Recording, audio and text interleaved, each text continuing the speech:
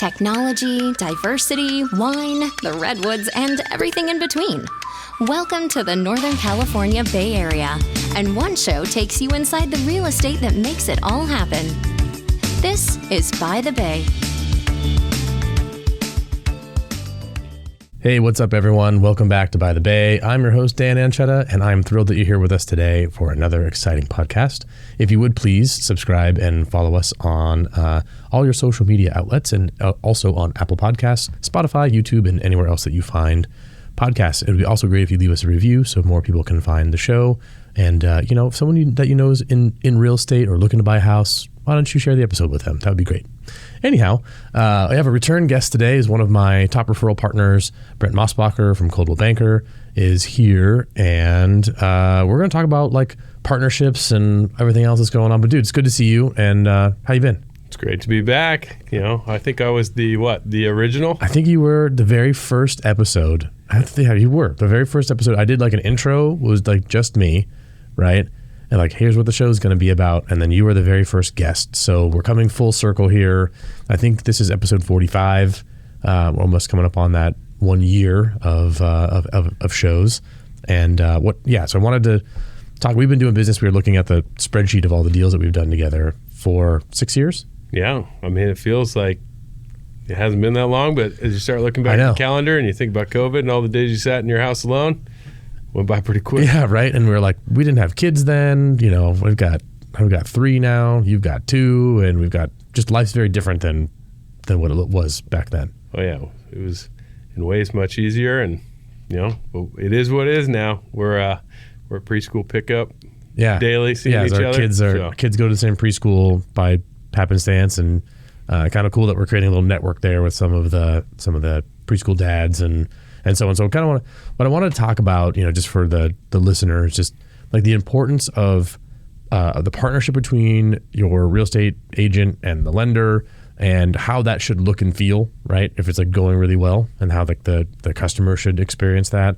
And then like those clients that we have that are a great match, and that we're involved in their life, like not just for the transaction, not just for the house purchase, but forever, for years, and we're there to celebrate things with them and give them, help and advice. So that's kind of what I want to chat about. So why don't you what to you stands out as like key parts of a partnership that are super important that like make the transaction and make the relationship with the client really like good for everybody, where everyone walks away going like, that was awesome. Yeah, I mean, I think it comes down to communication out the gate. I mean, if I have the ability to have confidence that I'm going to say, hey, especially to a first-time buyer, they don't come in knowing the process. Oftentimes they say, well, I bank here. Right. Should I talk to them about getting a home loan? And I say, I'm all for you talking to them if you have to, but I have a relationship with Dan. I know how Dan works. I know how he is aggressive in his pricing. I know I can get a hold of him when we need him. And I think just having the ability that you and I could call each other pretty much 365 days a year and get a hold of each other. For sure. And I think there's some value to just, you have a commitment to do good service to me, and I have good service, commitment to you and your clients. And I think the biggest partnership there is I just trust you. Yeah, no, 100%. I feel the same way. And it just is like one of those things where if I have clients, I refer them to you, and we've done that a number of times over the years. You get more at bats with the clients that don't have a lender more often than I have. I have a client that doesn't have a realtor. Usually that's kind of how the workflow goes, is the realtors are the ones who get contacted first, and then they send them on to the lender.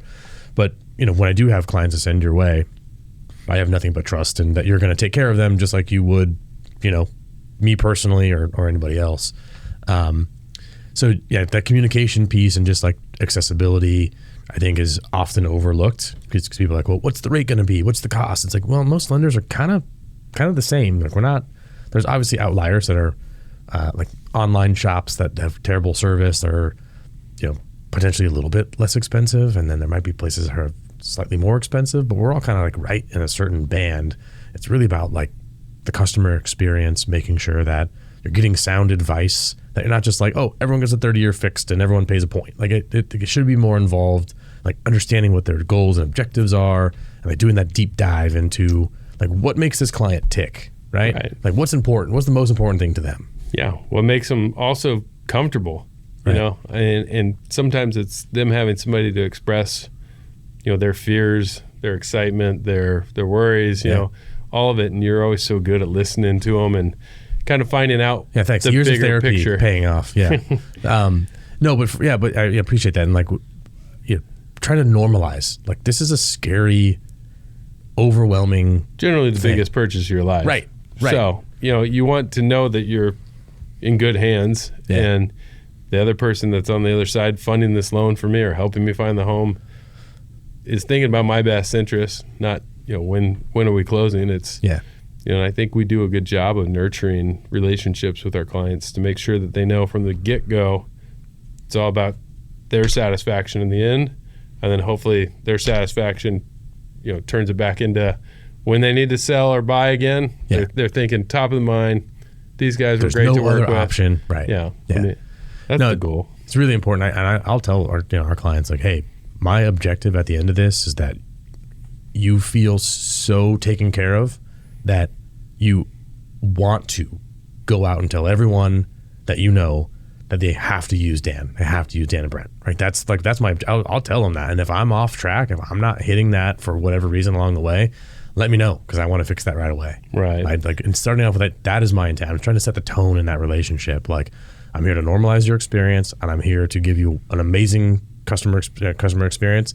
So at the end, you're just like, I can't help myself but tell everyone I know, you have to, like, if you're going to buy a house, you have to use these guys. Yeah, and I think, you know, for the two of us, we've ridden the wave over the last 6 years or so of the market being pretty competitive, hit a little bit of a stagnant moment to it, but then it's getting competitive again, and there's something to be said about just hitting benchmarks, timelines, you know, doing the due diligence up front. So if it is a competitive situation and you need loan approval going into it to be competitive, that we're doing all those steps in advance to make the buyer that much stronger, because, you know, the fact of the matter is, you know, there's a lot of houses still seeing multiple offers, and you need to be prepared as a buyer. Yeah, you totally need to be prepared, and you need to have, you know, all your ducks in a row so that you can go in and offer a quick close with no contingencies if need be, and like have a plan for all that. And you know, we do our upfront due diligence pretty, you know, strictly. Like we have a process that we go through. We have a sequence that we go through to make sure that we are not missing anything and there's no surprises. And sometimes everybody's time is valuable, and and if, you know, we can prepare everybody correctly, there's less, you know, possibility of them not succeeding because something fell through the cracks. And for me, it's like, I don't want to be the reason why someone does not get the house, right? Because if I don't do a good job and I can't close in 17 days or 14 days or however, like whatever you do, I don't want to be the one to say, hey, if I did a better job, you could have got that house that you loved, but I didn't, because I didn't do my due diligence up front. Like, I can't sleep at night thinking about that. It's not our style, right? So it's like, hey, let it happen. And I remember we've had this conversation 100 times. I'm like, what do we need to do to win? Right? You tell me how quickly we need to close to win this deal, and we'll make it happen. And we've done some pretty crazy timelines. Some very aggressive timelines. I'm glad that we're off of those timelines a bit right now. I mean, there's something to be said about this market pullback. You know, in a little breathing room. Yeah. Well, I mean, we talked about this too. It's like, I also want to make sure the clients are making a good decision and like have time to read the disclosures and time to look through the property and time to do their diligence and make sure that they really understand what they're buying. Yeah, I mean, it's an emotional / exciting, stressful time, and sometimes we have to be the ones that help them decide, all right, we need to think about the emotional part, the logical part, the stressful part, and see the big picture, because especially when there's a multiple offer situation, you fall in love with the house in the hour that you were there, you get excited, and, you know, things start sometimes straying away from logic, so we have to hone them back in. Yeah, for sure. Yeah, I think it's having that moment to pause, like sleep on it for a night, is really nice. Yeah. And luckily we do have a little bit more breathing room right now than we used to. I mean, 2020, 2021 was such a rat race. It's nice to have more of a normal market. I read a stat somewhere, I have to find it, I'll put it in the show notes, I guess, but something like a third of home buyers that bought in 2020, 2021 have like major regrets about their purchase because they just had such a like they might have still made the same decision, but they have like their regret is they didn't really understand exactly what they were getting into, or they, they had to rush into it, otherwise they wouldn't get it. They're not regretting that rate though. That's true. No, yeah, that makes that is a good point. But they have some type of, they'd like a do-over in some way. Either they jumped at a house that maybe they isn't really meeting their needs, and if they would have thought about it a little bit more, they would have maybe opted for a slightly bigger house or different location or something like that. There just wasn't really the opportunity. I mean, some people were getting so beat up, yep. right, in 5, 6, 7, 8 offers, and they finally kind of surrendered, saying, I don't want to live in the area that I live. Yep. I'm transferring up to the North Bay. Exactly. It's an opportunity to get a foot in the door in the county, yeah, exactly. And I think that having just a moment just to go like, before we make an offer, maybe we should go there at a different time besides Sunday at 2:00. Yeah. Hear the cars come by at 7 o'clock at night. Right. Walk the streets. Saturday night. Exactly. So. And just kind of get a feeling for it. And having a little bit of time is better for the consumer. It's better for the market. It's better overall for everybody. I'm glad that we're not. I hope that we don't go back to that insanity. I'm okay with multiple offers. Like, well, let's compete. Let's sharpen our pencils. Let's make the best offer. I'm all for that. But the timeline of like no contingencies, no nothing, no time to look at anything, no time to read anything, just you have to close in now. Yeah, I want my buyers to know what they're buying. I want the sellers to, hopefully, know that the buyers should have the opportunity to review, what the condition of the home is. Yep. So, and I think the biggest thing coming out of those years was figuring out a way to protect whatever client I was working with, seller or buyer.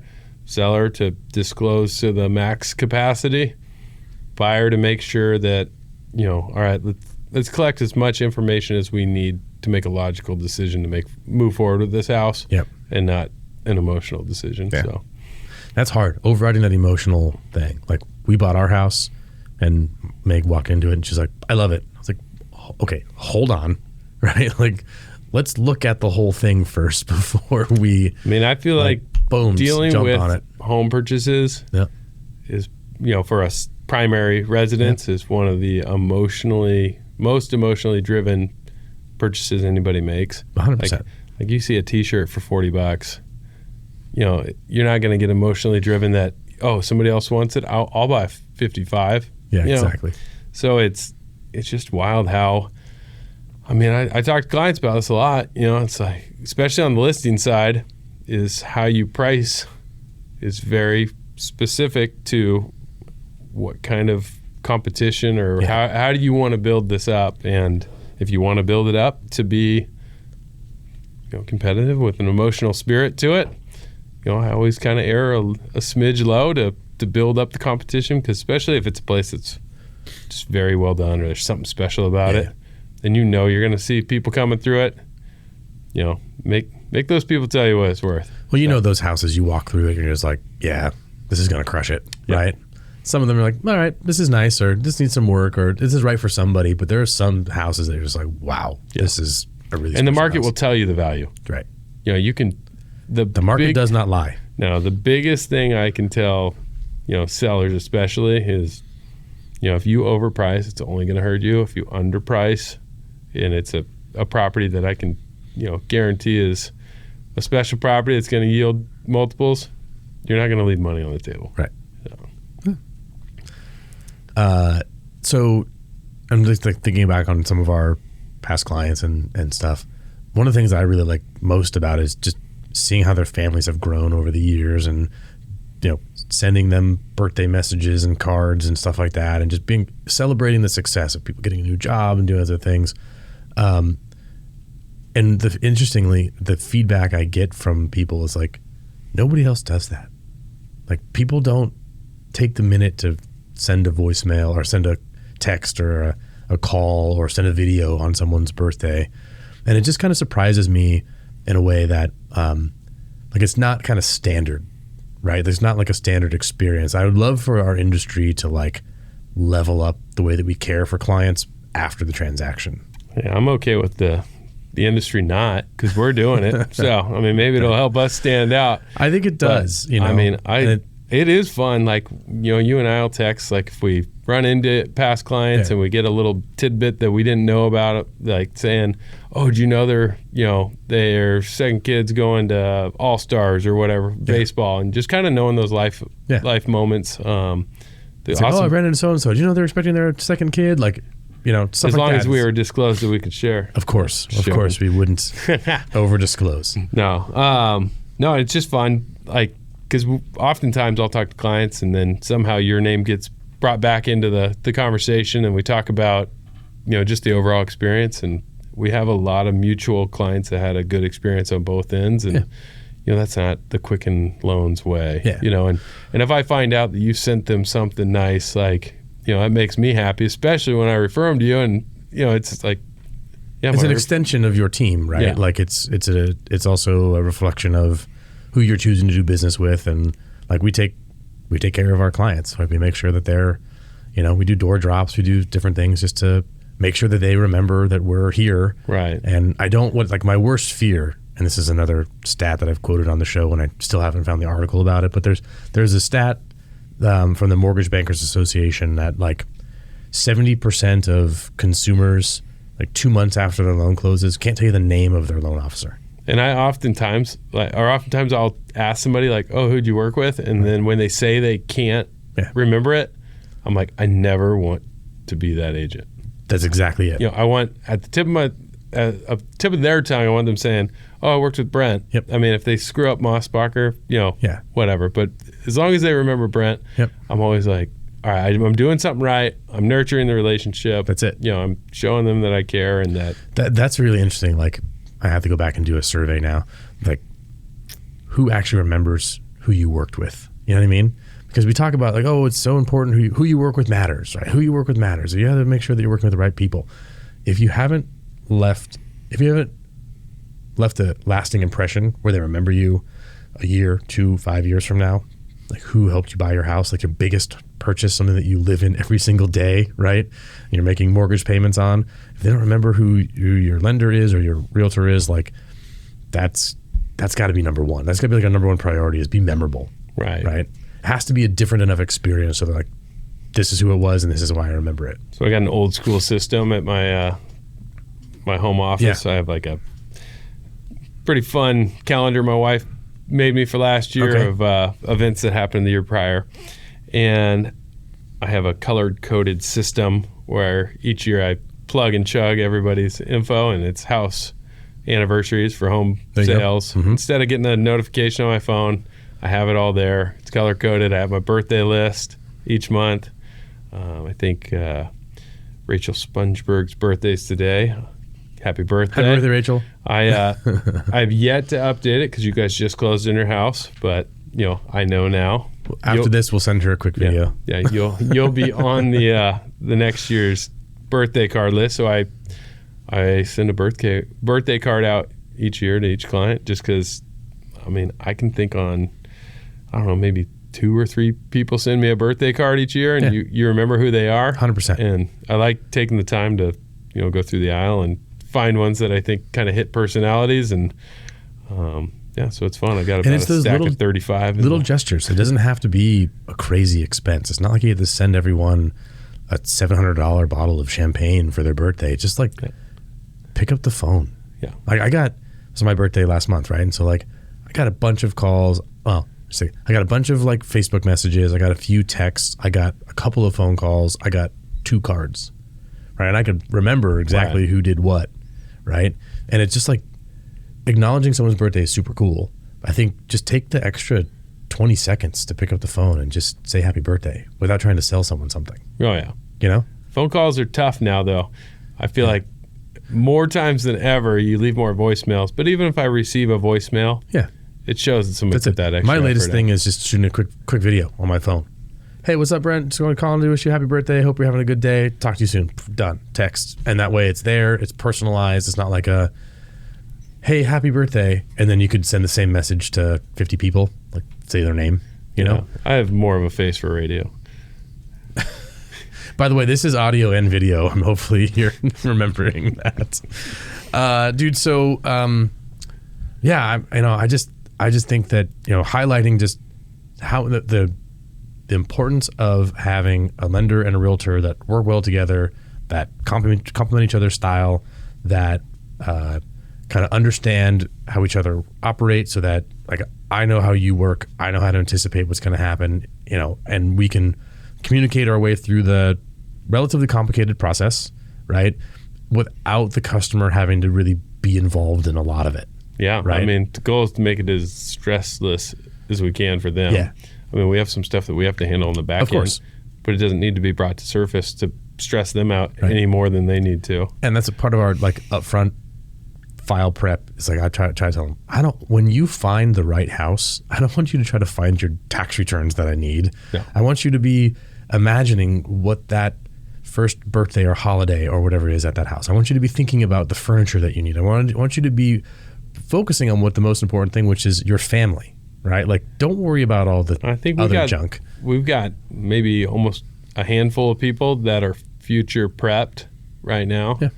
And we know right now isn't the time that they want to buy, nor does it really make sense for them. But if we can get all that legwork done even 12 months in advance. Oh, yeah. And it's like never we're ahead too of the early. game the day they walk into that 'Cause property. Inevitably what happens is they're like, we're not ready to buy yet, and we're not ready. And then the house comes up in the neighborhood that's And offers are due in 48 hours. That's it. And it's like, I've already got 85% of the file done. Yeah. I can get you to the point where we're ready to go in 20 minutes. Right. And we still have lives. I mean, you and I have families, we have lives, and they have stuff going on, but it's we can't work 24/7. And despite my attempts to, I cannot. I actually do need to sleep, it turns out. I felt like from 2019 to 2021, that was how we had to operate. Yeah, we were just talking to Meg about this the other day. It's like, I have to get out of the mindset of we have like literally 50 loans going at any given time. Like, we don't have that many right now, which is okay. Right. Because that was not sustainable for a long period of time. Yeah. No, it was like, it's not good for relationships. It's not good for yourself. It's just was not good. But that kind of like mentality of go all the time, have to respond, otherwise we're gonna lose the opportunity. Right. It's like, man, it's nice to be able to put that down and just be like, I'm turning off my phone. Right. I'm just gonna focus on. Or if it dings at 9:30 and you're watching Ted Lasso with your wife, you don't have to feel like. And no spoilers. I haven't finished the final season yet, so. All right. It's a doozy. Yeah, but exactly right. Like, I don't feel like I have to necessarily respond. Sometimes I will, but I don't necessarily have to. Right. Yeah, I think that's one boundary as a realtor and a lender that you kind of have to walk, is knowing that you need boundaries, because, I mean, I feel like you could work 24/7 if you don't set boundaries that, you do have to have some time off, and you do have to care about the people in your life, and you do have to go to a child's sporting event or a recital, or and I think as time marches on and the relationships built with our clients, they respect you as a person, as a human. Yeah. So, well, I think that's part of what's cool about the way that we've been approaching the business is like, I connect with people on social. I want them to see who I am as a person. I want them to have a glimpse into my life so that they can know that I'm not just like a robot that makes loans. So if I text them and say, I got your message, I'm at, karate class or whatever it is, and I'll get back to you, like, they know you'll do it. They know I'm going to, and they know that, like, they're like, oh yeah, cool. Like, I know that Dan's got a family and he's got stuff going on in his life, and let's have a little bit of grace with him. Right. And I feel like that's one characteristic that both of us bring that people really appreciate, is our communication, our promptness. Even if we do say we're going to get back, it's way better than being hung for 20 hours or something, where for sure. Wonder what he's up to, 'cause I mean, I get antsy, a little bit when I give a call, don't get a call back. 100%. And I think it's probably ingrained into our brains now, because you want to provide the best customer service you can. So. Yeah. I mean, I really try to get back to people within an hour, you know what I mean? Like, as much as possible. But there are limits to, personal time. And hey, I'm, like I said, watching Ted Lasso with my wife, and I just need to, I'm not going to be looking at my phone, you know, and that's going on. And I'll get back to you as soon as I can. But also, I get up early. And so I might text you back at 6 a.m. before the kids get up because I'm clearing out my email and I'm kind of getting my day started. Checking in on your day. Yeah. And that just, you know, it's about communication and mutual respect, right? And candidly, if someone doesn't understand that and they're not going to respect those boundaries, then that's okay. There's probably another person that might be a better fit for them. And that'll text at midnight. Then that's fine. You know, that's all good. All right, dude. Well, I guess the other thing to talk about was our cool thing they're doing with just like community outreach and I guess two things. The preschool. So our kids go to the same preschool. Something kind of fun that we've been doing is doing like these park days where we just kind of provide refreshments and invite all the parents out.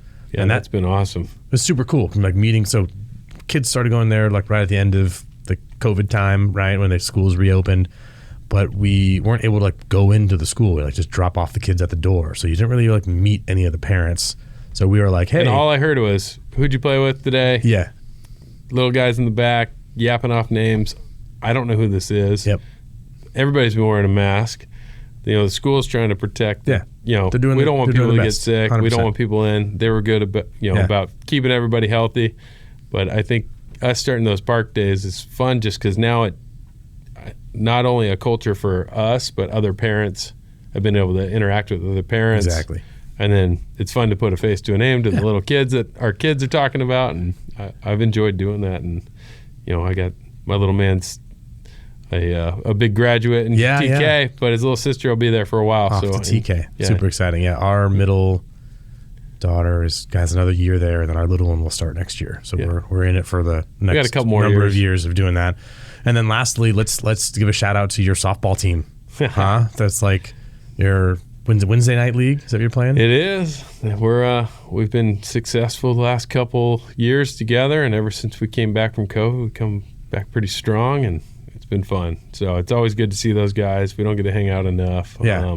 And that turns into a bunch of our clients, and there's a bunch of, you're saying like there's a bunch of guys on the team that I think 7 or 8 of the teammates have allowed me to help them with home purchases. Some of their family members have used me, so I provide some swag with the Mosbacher Realty gear. And I know I got to co-sponsor your team next season, so we can get some sequence stuff on there. You can be our beer sponsor. Beer sponsor. I'm into it. So, we had a big win last night. Nice. Yeah, cool. Well, shout out to those guys because I think most of them are mutual clients of ours now and great people. You know, it's actually really fun because I don't play on the team, and it's cool to just like see when you post pictures like, oh yeah, hey look, there's all these people. I know all these guys. Yeah. Now last night was fun because we don't get too many games in the earlier part of the. I think we have 10 games. 2 of them are before 8 o'clock. So the families don't really come to the games before 8 o'clock. Yeah. So last night, we started this team. We had 3 kids or so. I think we're total of them. Yeah, total. Yeah. And now we have over 20. And so that's so cool. Last night we had 12 to 15 little kids running around, and they're all cheering and coming up and giving dads knuckles. So it was a fun game. I wish we had a couple more of the early ones. Super fun. Sounds like we should do a end of year party for you guys or something. I'm always down. Always down. Cool, man. Well, hey, thanks for coming back on the show. Good to have you here, and thanks for your continued partnership, and appreciate always working with you. Yeah, thanks for having me. It's good to be back for a second time. Look forward to the third one coming up in another year or so. And once a year. Yeah, and then we'll have to get the next preschool gathering scheduled and a couple more clients served. So, but thanks for having me. Right on, man. Good to see you. Yeah, likewise. Stay up to date with Bay Area real estate. Hit subscribe now if you haven't already. Did you enjoy this episode? We love reviews in the Apple Podcasts app. We'll read yours on the show. This is By the Bay.